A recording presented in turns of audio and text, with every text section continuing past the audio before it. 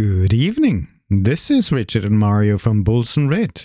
And in today's episode, you will hear Richard reviewing the squad situation at RB Leipzig, and you will find out that Nusa is not a direct replacement for Olmo. I don't see that this is the one-on-one replacement, and he's the successor of Daniel Olmo. Maybe he will be the successor of somebody else. You'll find out. Richard will also make a very bold prediction. And that makes me quite confident that we are going to finish this season, May 2025. I promise it's worth listening to it. And also, we'll introduce our first opponent in the DFB-Pokal, Rot-Weiss Essen, by honoring their rich history, their tradition. We'll talk a little bit about the city of Essen and what this match versus RB Leipzig means to the fans. It's not only about life and death, it's much more. Ooh, intriguing. At some point, I will also get told off by Richard. Find out why. We are not yet ready with the transfers. Oops, I apologize. And at one point, I'm definitely showing my age. You know, if you have to wait for several key players and Daniel Olmo, it's too much. Can't handle that. I'm too old for this. So welcome to Bulls and Red.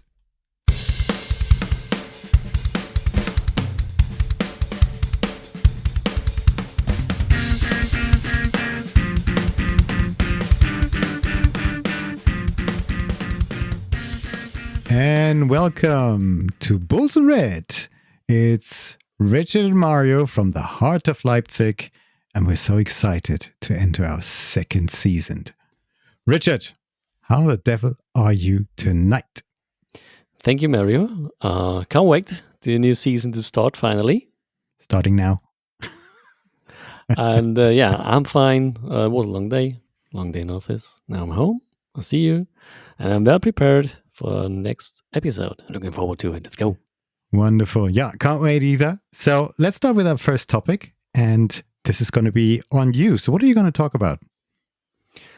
I would like to talk about the squad situation. The transfer window is still open, and there was lots of activities in and out transfers for the RBL team. And I would like to give some short overview who's in and who's out.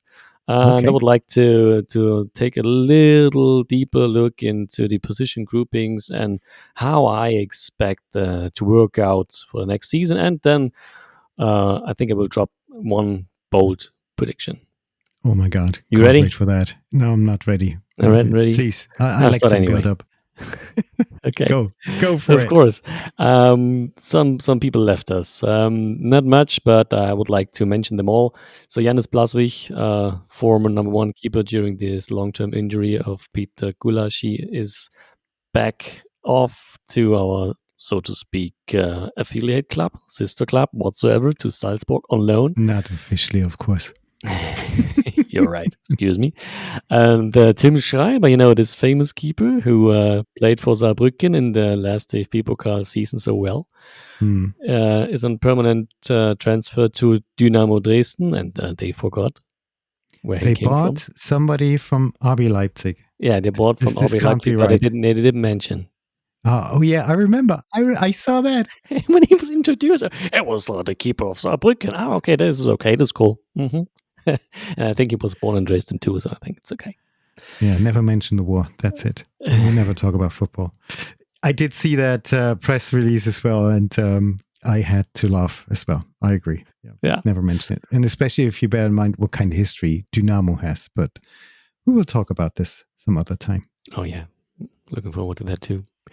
The next lad who is now off permanently is Angelino. Okay, he wasn't around the last season, but he was on loan. Mm-hmm. Maybe some people forgot about that, and now he's on a permanent deal to Roma. Another loan is Timo Werner. Yeah, still not sold. Oh, so Tottenham didn't go for the option to buy him. Yeah, of course. Yeah, I think a buying option is included in this loan agreement.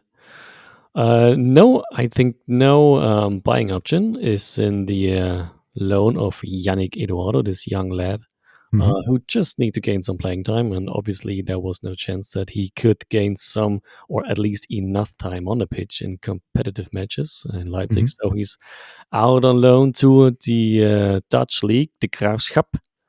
Hope I pronounced it correctly. Probably, but of course, multilingual. Come Next on. one, thank you. Next one who left the club is Hugo Novoa. I think, yeah. So that it was like a never-ending story. It came as a talent, and everyone was so excited about to join the club, and well, it never clicked somehow. No. Yeah. So now he's off to Deportivo Alaves on a permanent deal. So good luck, Hugo. Yeah, good luck to him. The next one is pretty similar. It's Eli Moriba. Also, never ending story. Never really came into that squad. Why the devil? I cannot. So it was interesting. He wasn't able to make it to the squad when Julian Nagelsmann was there. And then Marco Rose came, and I was like, okay, maybe he is going to give him another chance, but no chance at all. And I wonder what happened there. Yeah, I always felt what's like missing. It might be some disciplinary issues or something like that. I don't know. But at least I never heard some bad vibes or bad news from neither side. Not from the player, not from the club. So I think hopefully it was a true fair agreement with all sides. So anyway, he's on loan to Celta Vigo now. Let's wish him all the best for his career, and I think he feels at home in the La Liga. Yeah, hopefully he will somehow find back to his talent and get his career started. Yeah, like this Norwegian guy. I wonder what his name was. King of the North. Another King of the North. Let's not talk about him. Yeah, no. But he's too well. So 2 more names to drop here. It's Christopher Lenz. Oh, yeah. This David Raum backup left the club early July. And as far as I noticed, he didn't join another club for now. Yeah, it's strange. So he looked like when Timo Werner left, I sometimes thought Timo Werner is still there because he kind of looks like him. A little bit, yeah. But I'm curious what his plan is for his next step. So obviously not good enough for a permanent Bundesliga signing, but I think he should be good enough and young enough. It's only 29 years old for a permanent deal in the second Bundesliga, maybe in a minor European league too. Yeah. Well, let's watch that space. You don't know what's going to develop. Yeah. And the last one left us last week, Dani Olmo. Thank you. Gracias. Gracias, Dani. And all the best in Barcelona. Can I ask you a question? Yeah. And try to be honest, because, we're amongst ourselves. Yeah, everything stays within this little computer. What do you think about this? What was your first reaction and feeling when you heard Dani Olmo has been sold for the almost 60 million that, a long time ago you talked about that. And we thought this was the money which is budgeted for this year, for this season. And it would have been a gaping hole if he hadn't been sold. But also bearing in mind that you on a regular basis missed so many matches. What was your feeling? I wasn't that sad as I expected to be when this was announced official. And I was more concerned about the development of our team when Emil left us. Mm-hmm. Especially with that performance that he showed in the last weeks before he left. And so Dani Olmo is a fantastic player. Okay, we don't have to argue about that. And in general, I think we're a better club with him. Definitely. But on the other hand side, and I looked up a funny stat, and I would like to drop it too. Okay. So you named it. Dani had always dealing with several injuries. He's so injury prone. But he was out several times with muscular issues, shoulder injury, knee injury, and last season he only had 21 appearances in the Bundesliga. Yeah, I remember. And you know what? We lost as a team 7 times in the Bundesliga last season. And with Danny around, we lost five. We lost five. Five competitive matches, 5 Bundesliga matches we lost when Danny was playing for us. So he Oh, played really? 21 matches, we lost five, so almost 25%, right? So that means that the other two losses came out of the other 13 matches, which means there's only about 15%. And you could now argue that, okay, were we really a better team with him on the squad? Numbers, figures showing something else, but okay, no, just joking here. Those numbers are just coincidental. There are absolutely no casualty between those figures at all. But funny to mention, I thought. But you So know, yeah, he's sorry. now gone. I think the price is fair, almost Yeah. 60 million with some incentives. It could be up to some bonuses up to 62, as was I have read, and I think it's okay. This is what a club should have paid for him. I think it's a fair price, and I am not concerned that we won't be able to find other lads who are gonna fill this gap. Mm. But to be honest, I mean, and I'm sure you share this sentiment. We're very grateful to have had him. And I do remember in the winter, was it 2020 in the winter in January when he arrived? And I was at the airport at Leipzig where he arrived and on a VIP service. And he was in that parking lot. And I thought, who's that skinny guy? I was that skinny guy from Dinamo Osaka, probably he's Spanish. So nobody knew about him, but he was supposed to be a very big talent. Well, hey, we've seen lots of big talents. And if you follow this through now, how he still has performed, even though he's missed a lot of games. And that was doing my headache as well, because it was always seemed to be for the biggest part of the season, we were waiting for Danny Olmo to arrive. And then we were waiting for Danny Olmo to get back into the shape, like he's shown in the Super Cup match a year ago versus Bayern München. And that got annoying to a point. But when he was there, of course, we appreciated that and we loved it. And then I think back to the Dortmund game, last match we played at home versus Dortmund. You know, Danny Olmo was great. Also, when we played Real Madrid, we lost. But, you know, he really showed up then. But it was always this anticipation or this fear that he would go to an international duty with Spain and not come back because he's injured. And that one year, that one season when he took part, was it the European Championships and also the or the World Cup for Spain? He's playing for Spain, but also for the Olympic team. We just thought, okay, of course he's not going to come back. If he comes back, he gets an extended holiday. Of course, he was injured, missed a lot of the season. So I really would love to see him at Barca to succeed. And I think that is his home club in his heart as well. I think he really appreciated how he was able to develop in Leipzig. We all appreciate that as well. And he's grateful. And we have a certain, I say we, Leipzig and RB Leipzig, we have a certain place in his heart. But his heart of heart and his home is Barca. And he's going to go on to crave more achieve more big things, win trophies. He's won trophies with us, but he's going to win the important ones, you know, like the Champions League, the Spanish Championship, and you know what is it? The championship, the club championship of world football. So he's going to achieve more things than that. But I think we all remember where he laid the base for that, and that foundation that is Leipzig.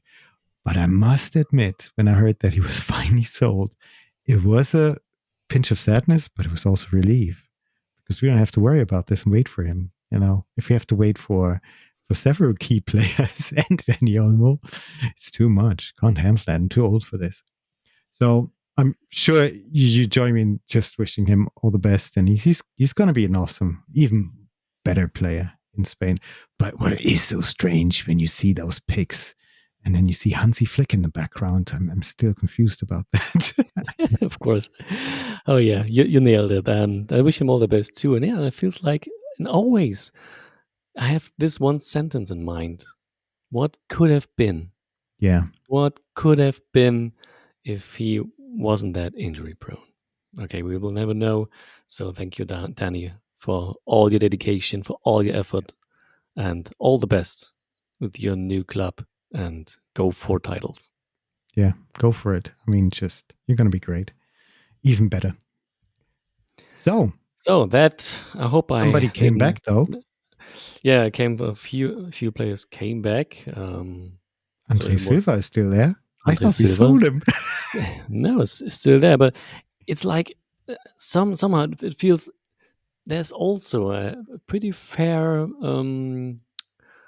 you know, relationship, so Mhm. to speak. So okay, he knows that the club doesn't really plan with him, Mhm. but it doesn't seem like Marco Rose has opened, practice squad 2 or something Mhm. like that we've seen earlier in the Bundesliga. This Trainingsgruppe 2, what we saw in, I think it was Hoffenheim back in those days. So he's with the club and he's got some playing time in the training Yeah. matches as well, and he scored. And everyone was cheering and chanting with him and clapping. And I think there's still a little chance that we're heading into the season with him on our Russell Mhm. squad. Because so if no one is going to make an decent offer for him and is able to pay his salary, maybe Brighton or something, some other club. So then I think it's still possible that we're heading into the season, and why not? And I think with David Raum finally has found his crossing skills, His um, crossing mojo. the Yeah. crossing mojo. He find it, I just made and it up. I'm not even sure if that's a word. and I I think it's cool. And I got some Kostic Silva vibes back in those days when they played for Frankfurt together. So why not? Why don't give it a try? So because I do a little jump here into our attacking department, but we have Lois Openda, Benjamin Šeško, and behind that, so there is Yusuf Paulsen. Okay, it's cool that he's still there, but to be honest, um, I think he didn't develop anymore. He's more like a mascot.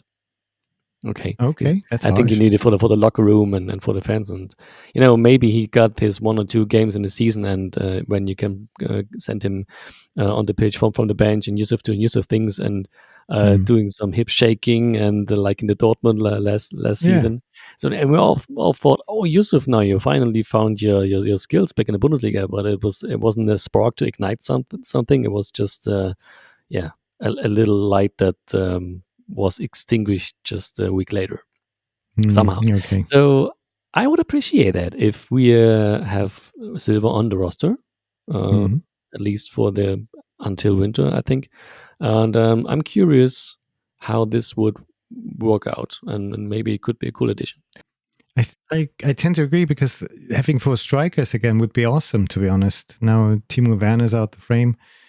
And like you mentioned, Raum is developing into a Flankengott. Finally, he's doing those wonderful crosses. And do you remember during the European Championship when he was doing a wonderful cross and Füllkrug equalized? Was that equalized versus Switzerland? And in his interview after the game, David Raum said, "Well, told them I'm going to attack, go into the box because I'm going to do a crossing straight away." And that's what happened. So I think he's really built up a lot of momentum, a lot of confidence, a lot of strength. And he's going to have another awesome season at Leipzig. So this might work. It might finally be the connection that we need. And then in that case, we have a lot more options. So yeah, I mean, in the first row, I think it's Benjamin Šeško. It's a pretty similar attacking type to Andre Silva, so I don't expect him to get past him Hmm. to make it permanently in the starting squad. But yeah, bear in mind, even that Šeško is pretty young. Maybe he got a suspension or minor injury or something like that, and then it would be cool if you could send in the similar player who had proven that he's able to perform on a above average Bundesliga level, Hmm. and that you can just exchange the personnel and still playing the same type of football. Yeah. Okay. All right, so So what is your feeling about the team going into the season that we have at the moment? we And are not also with yet the, ready with the transfers. I know you were missing somebody here. Yeah. I remember. Sorry. Okay, I will just accelerate a little bit. We have a new goalkeeper around. So I told you last week he left. We have a new goalkeeper. We bought him, I think, 1.5 years ago. It's Martin van der Voort. And he was just on loan to Club Brugge, I think. Mm-hmm. No, No, somewhere else. from Genk. I There you go. will explain why do this Mm-hmm. little miss. And yeah, he came in from Genk, and I think it's okay. It's a young guy, 22 years old, big talent. But I do expect that he is not going to replace Peter Gulaschi, at least Just yet. just yet. Yeah, I'm pretty sure about that. And another addition is Asan Uendraogo from Exciting. Schalke. Yeah, to be honest, I never seen something from him. I didn't watch any highlight reel. He wasn't on my radar. In last season, I know I read some from time to time when I read the football news of the second Bundesliga. Okay, Drago here, and he played well, and maybe he will leave Schalke because he's too good playing another year in the second Bundesliga. But to be honest, he's 20 years old, second Bundesliga player. I think it's more an addition and more a development project than more this, but a real strengthener for the whole club right now. Okay. That's my opinion. Maybe I'm wrong with that, but I just looked a little bit on the stats and I thought, okay, if he's that good, if he's that outstanding, there should be other numbers that should impress me. Maybe I'm wrong. We will see. Do you think they're going to loan him out, or is he going to be included in the team? Because it looks like he's not going to be loaned out. No, it looks like he was too expensive to loan him. And if this would have been an option from the beginning, I think there would have been a club involved in this whole development, so that you buy him and have immediately another club in this same agreement to loan him. But obviously not to Schalke. So because if you're going to loan him, you don't want to loan him into the second tier. Mm-hmm. Okay, 2 more additions. Xavi. Yeah, true. It's an addition, and I'm glad that worked out. And I remember how we talked about that towards the end of the season, end of the last season. We was a little bit. You were a little more pessimistic than I was. I was Can a I tell you believer. why? It was which is great. But the last home match we had was versus Bremen, and I described this situation where we're in Sector D. And at one end, and we had the team in front of us, and it was very somber, and everybody was clapping. It was like, okay, it was a good season, but today we're not excited. So finally, when the team left, so a little guy appeared with weird hair in non-sporting clothes, may I present it that way. And it took us a while to realize it was Xavi. Xavi. And at that moment, I thought, okay, is he saying goodbye? But he acts a little bit shy. What the hell is going on here? Why is he here anyway? And there were rumors flying around already anyway. And we thought, okay, if PSG doesn't keep him, he's supposed to be at a real good club, even though another year at Leipzig would do in the world of good because he's got everything he needs over here. And I was even more pessimistic towards the end of our school holidays over here when, these Sky Sports people kept pushing the narrative that he's leaning towards Bayern München. Didn't know anything in the end, it turns out, so should have stayed calm.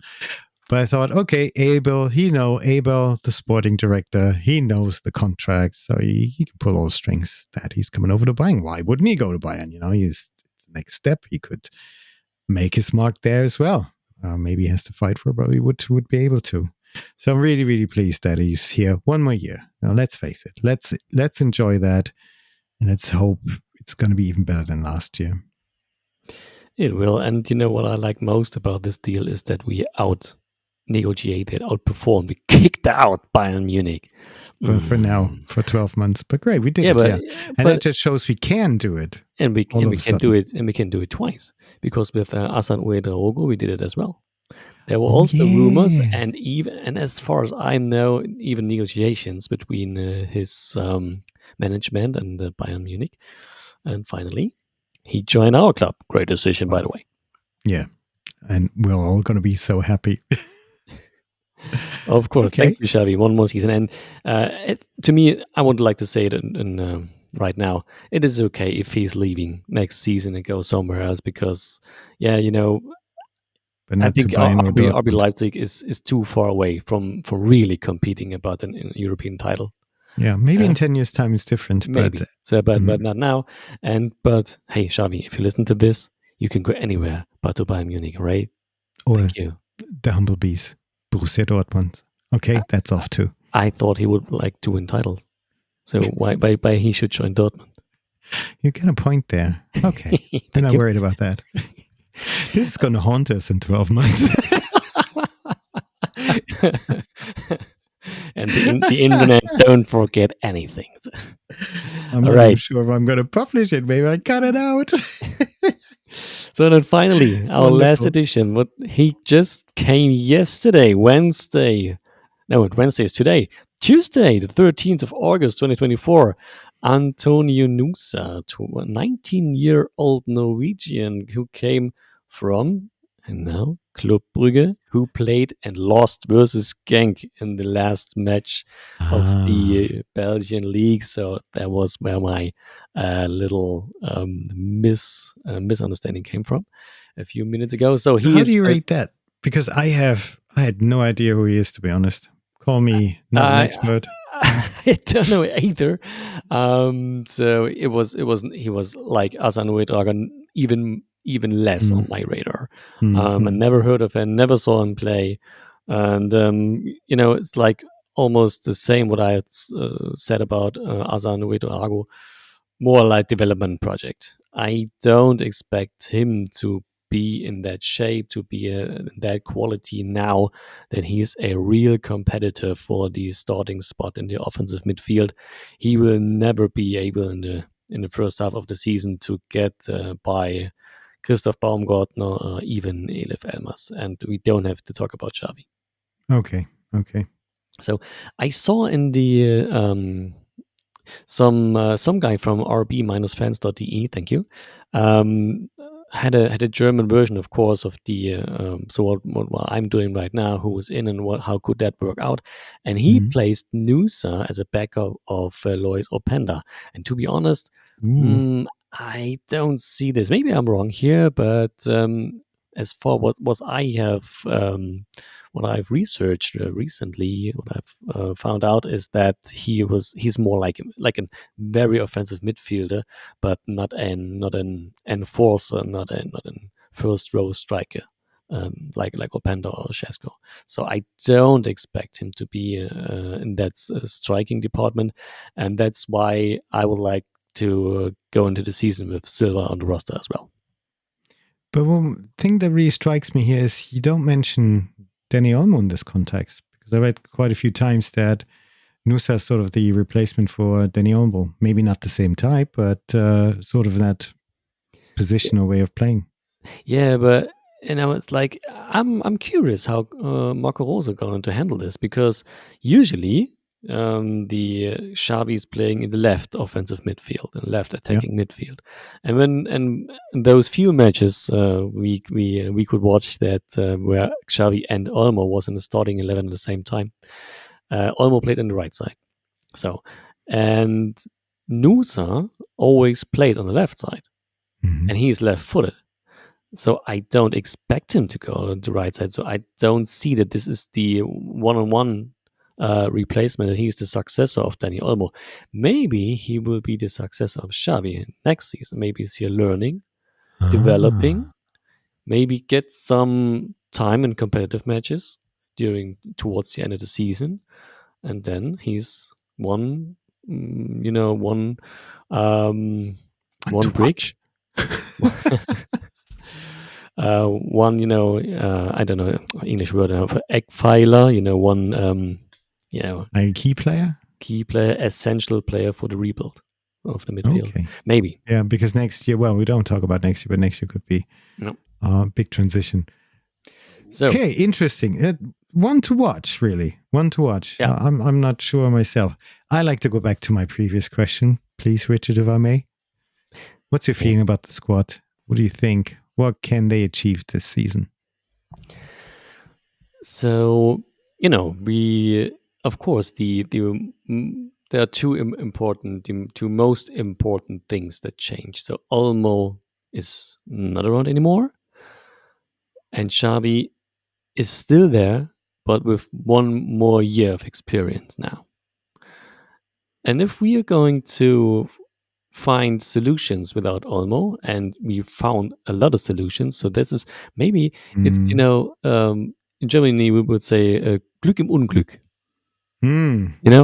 That we have to blessing in disguise. Sorry. Yeah, thank you. Took me a while. That we had to find solutions when Olmo is not around. So that situation that we are now have to deal, the coach also have to deal, is not out of the blue. So okay. Yeah. So we're not starting from scratch, so to speak. It's something we have worked on before. So I do expect that this squad will click sooner than it clicked in last season. Together. Yeah, so the cohesion. I love this word, by the way. Yeah, it's going to follow us through. The cohesion between the different parts of the squad are going to work better together much earlier in the season, much earlier than we saw last season. And that makes me quite confident that we are going to finish this season, May 2025, in first place.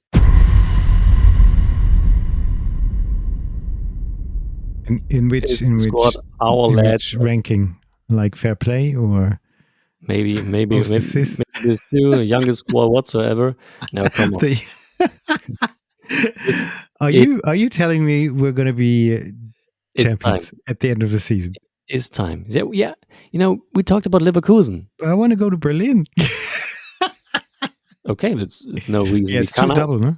Yeah, let's win the cup as well. Why not? We talked a bit about Leverkusen last season. Yeah. Where that came from, and they had their lads together, like they were in the 2022.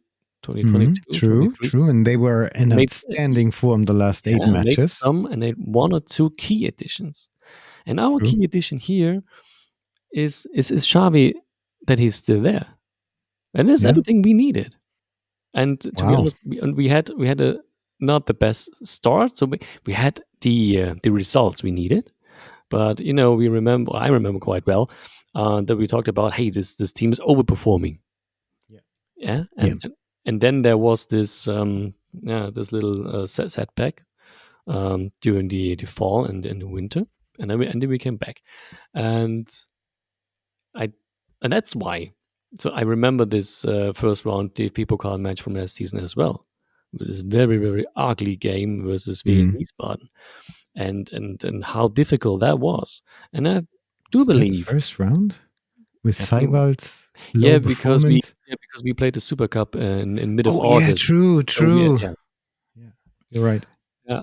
And Seiwald is 1 year further, and he played an outstanding, I have to admit, outstanding European Championship as well, and do hope that he is able to prevail to carry that through this season, for us. Yeah. So definitely. Come on, mark my words, we're going all the way this season. RB Leipzig is going to be champion with 83 points. 83 points, of course. Bold prediction. So it's 83 points and we're champions. Wow. See, there's a fellow podcast which is really popular in Germany called Stammplatz. And the guys over there, well, they predicted that we wouldn't get Xavi. So they had reliable information that we wouldn't get him. But they also predict that we would attack the top teams and be in there. Now, Golpenda, or Luis Openda, he actually claims that we're in a better position than beginning of last season and definitely finish in the top 3. And they're going to do everything to get this cup, the DFB Pokal, back to Leipzig, which would be awesome as well. Okay. And if you look, and maybe one last sentence to this, or one or two thoughts that I have. Okay, if you look at the top 5, okay, you have Bayern Munich, you have the new coach, no achievements in the transfer window whatsoever. They lost today De Ligt and Masuari as well, and I don't expect them to be in the real long-term contender circle. So because it's a new coach, new system, no key additions, and I don't think that they're satisfied with that transfer situation. Okay. Almost the same. It's in Dortmund. Dortmund, I don't know what they're going to do. I Yeah, mean, but they they got got some really interesting new, players like Maya. true. They got Bayer? they Sorry, got new Bayer. Maxi Bayer. Maxi, yeah. Yeah, they got a new coach as well. Mm. They have a little more money to spend, so obviously Rheinmetall makes it possible. In the situation where you need lots of their ammunition stuff. And but it's maybe something like we saw at Leipzig last season. So it will take some time until this new lads, these key additions, and with a new coach are going to play good enough to stay in a constantly high performance level. And Leverkusen won't be able to maintain this outstanding season once more. No, sir. They will lose 4 or 5 games, was still a very good season, but not that outstanding they played.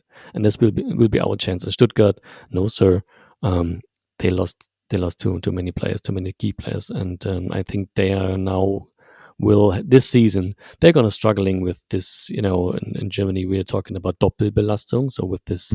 Now Champions League, so this rhythm Wednesday, Saturday playing, and now 2 games more with this new UCL mode.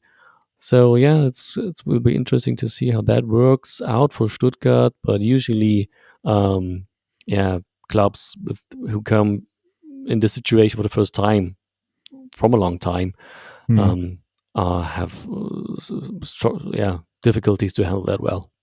Okay, you heard it here first. Richard predicts we're going to win the league this time. It's time for it. So, very interesting to follow. Hopefully, you're right. I don't see it yet. I think we'll definitely be in the top 3. And it's going to be an exciting season. Can't wait. Believe. Yeah. You have to believe. Yeah, I'm not going to say fight. Yeah, believe. I would like to introduce our next opponent. I almost said I would like to move on to talk about our opponent in the first round of the DFB Pokal, which starts this Saturday. And it's a club which is oozing with rich history and tradition, all those things that we don't have. And it's a history which they haven't constructed. It's just happened. And it's also fair to say that the heydays and the glory is a time of the past. It's been a long time ago. So I'm sure they would love to return to the top flight. But let's look at the city of Essen. Essen is pretty much the western of Germany, very much in the area which is called Ruhrpott. And Ruhrpott is a highly dense area. Mining industry and steel industry was a big factor for a long time. Of course, there's no more mining, but there's now still a steel industry struggling as well. Big energy suppliers like RWE are situated there as well. They got headquarters there. So economical-wise, this area is not bad. There's a high density of population with a lot of cities close by. It just feels, if you're in this Ruhrpott area, if you travel from one city to the next, that you haven't even left the city. If you go from Bochum to Essen, it feels like you're still in the same city. But as a matter of fact, you have switched cities. And of course, there is a whole array of these traditional and rich in history football clubs, and Essen is one of them. But it is, in West Germany, definitely a household name. At the moment, Essen as a city is slightly smaller than Leipzig. They have less inhabitants. And as I said before, it's situated in this Ruhrpott area with neighbors like Gelsenkirchen, Bochum, Duisburg, Dortmund, a little bit further, Düsseldorf and Cologne. And in the history of West German football, they always been there. Now, the club was founded in 1907, long time ago, and currently has about 12,000 members. So they're the complete opposite of RB Leipzig. They have members who are taking part in the shaping of the club. And all these members, of course, have a very strong sense of pride because the club has always been there. So if your granddad would go to that club, you would go there as well, or your dad. So you kind of inherit to the allegiance to that club. And by the way, the club is called Rot-Weiss Essen, which is like red-white Essen. And they have one thing in common with us, and that's, Richard, they have won the DFB Pokal in 1953. That's when we never thought about RB Leipzig, did we? So they got this thing in common. They're also a one-time German champion. So they won the German championship in 1955. So that was before the Bundesliga was founded. And especially after the war between 1948 and 1961, they had 13 seasons of top-flight football. The structure was a bit different. They had, in West Germany, they had 4 divisions, regional divisions, and the top 2 teams of those divisions would move on to another round where they played for the championship. So the people who were top of those groups, there were 2 groups, would then move on to a final. And in that final, the winner would be champions of Germany. So that was sort of the way of the system they played before the Bundesliga was invented. Now, nowadays, like I said before, the heydays are gone. And the big glory is a time of the past. And like England, they're waiting for another trophy. Rot-Weiss Essen is actually in the 3rd tier of the German leagues, just for the 3rd season now. So it looks like they're coming back, but it's a long way, because although they have big companies around them and a big sponsor like RWE, their pockets now are not as deep as, of course, RB Leipzig. And if you're a fan, I can imagine if you're a fan of a club like this, who has members, who's deeply rooted in the area as well, whose biggest rivals are Schalke 04, Gelsenkirchen, because Gelsenkirchen is only 10 kilometers away, like 7 miles from Essen. And if you look the other way, another big competitor is MSV Duisburg, and I think they're still in the same league. They're still in the 3rd league as well. And that's 15 kilometers away. And you represent, as a fan, the tradition of miners, hard workers, of honest people who just stuck in and work. And it's honest football. It's not football by ballerinas who earn millions of euros. No, these are hardworking people who are on that pitch over there. You accept that, but you long for that trophy, for that glorious football that was there. Like, help me out, Richard, 75 years ago. And then there's a club like RB Leipzig arriving at your doorstep, merely 15 years old, only there in your eyes because of being a marketing vehicle of Red Bull. And they have such big pockets. You know, you look at the worth, the transfer money, the sum, how much your team is worth. Rot-Weiss Essen is about maybe 5 million euros. They're rated at the moment. And RB Leipzig like 477. Huge difference. And if a club like this arrives with people who support them, of course, you look at the people supporting the RB Leipzig fans, they're just supporting them because of the success. And it's not fair because they are actually blocking your route of your traditional club with the rich history to the top, which is long and hard anyway. And then there's this new kid on the block like RB Leipzig who doesn't deserve to be there. I'm not sure how I would feel. I would probably feel like some clubs which are around us over here as well, like Aue or Dynamo Dresden, but that's a different story.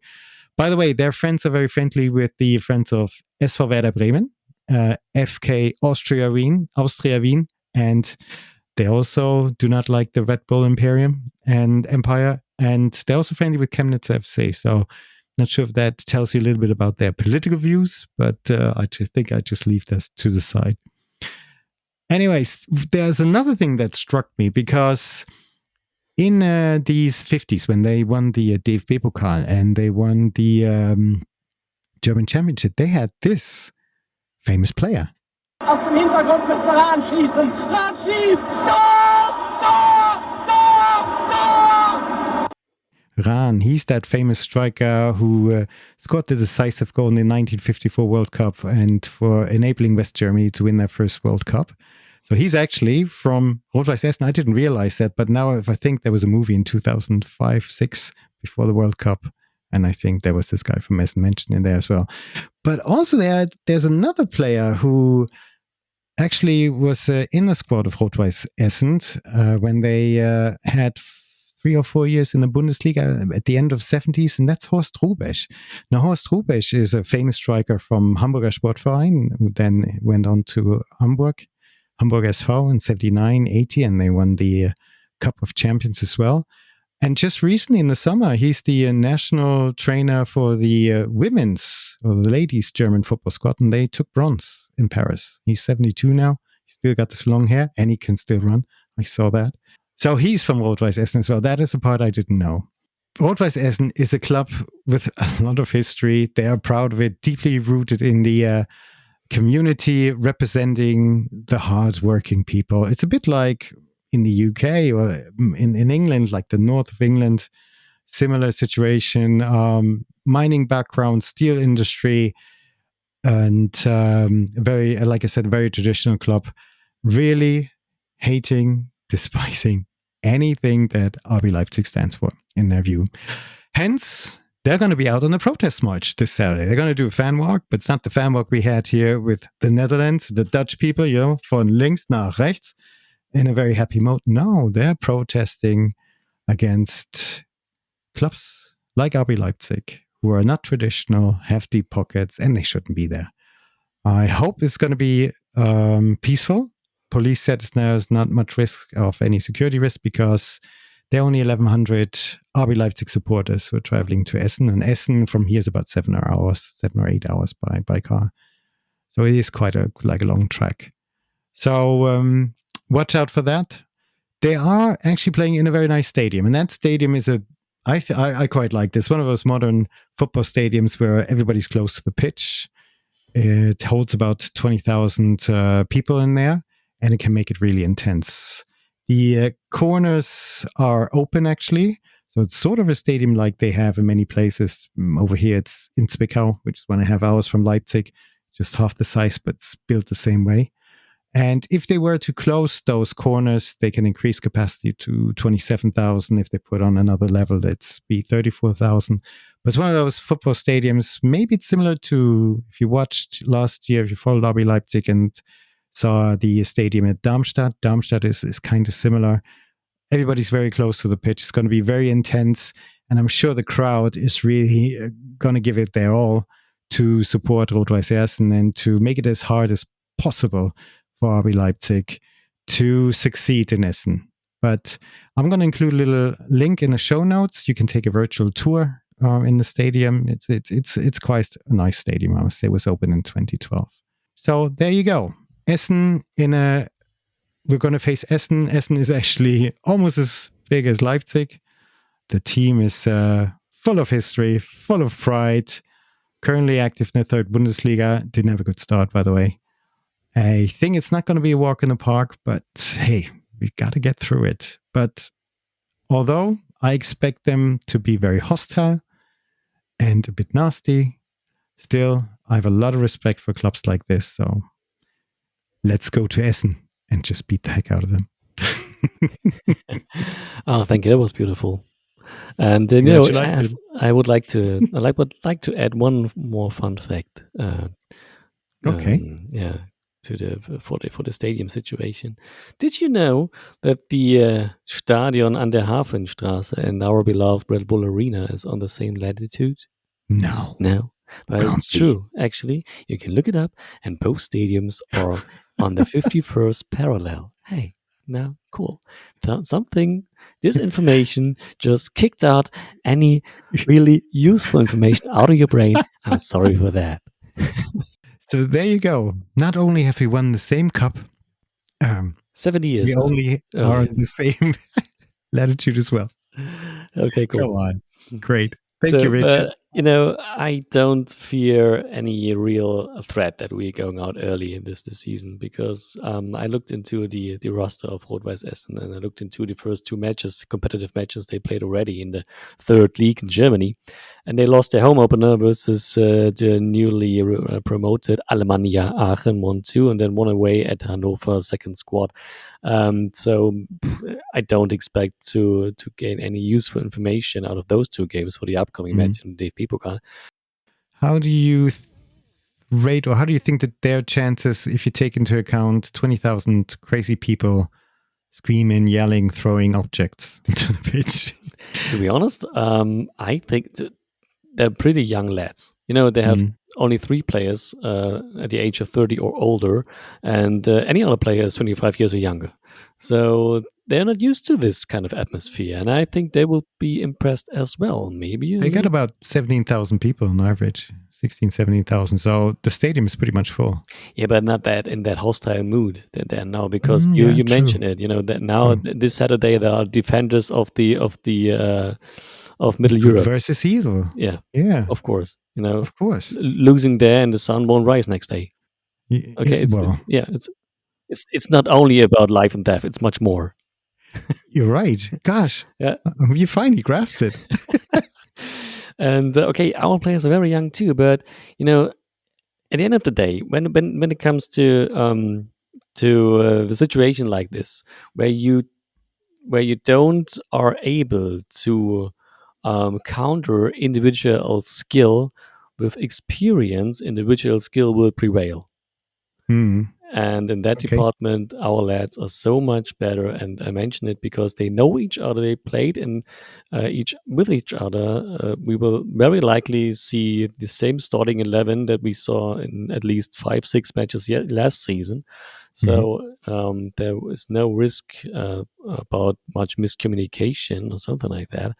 And even if Essen should be able to compete for about like 45 or 60 minutes, when it's come down to go all the way, our individual players will find a way. And then in the end of the day, there will be some individual errors on the Essen's lads.